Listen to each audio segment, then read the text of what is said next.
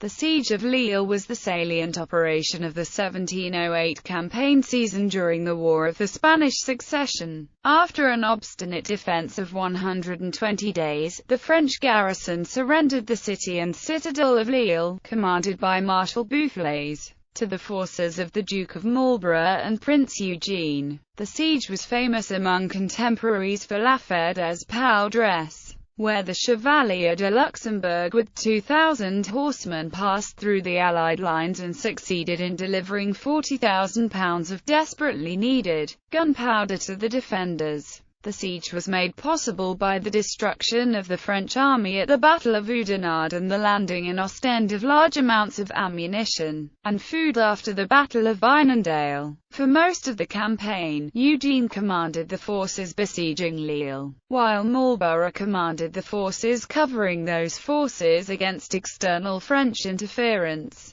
For a short period in late September, however, after Eugene was injured on the 21st, Marlborough took command of both the besiegers and the covering force. On the 22nd of October, the Allies entered the city at the staggering cost of 12,000 casualties. Boufflers continued to resist from Lille's citadel for several weeks, exacting an additional 4,000 Allied casualties, while the Allies' deft maneuvering frustrated French attempts to relieve their precious fortress, the last substantial French bastion in northern Flanders. Boufflers' valiant defense likewise prolonged the siege well into winter, to the point where no operations could be undertaken against France that year. The French defenders of Lille withdrew with full honours of war. With the loss of Lille, the French presence in northern Flanders crumbled. The Allies moved against Ghent, taking the city in late December.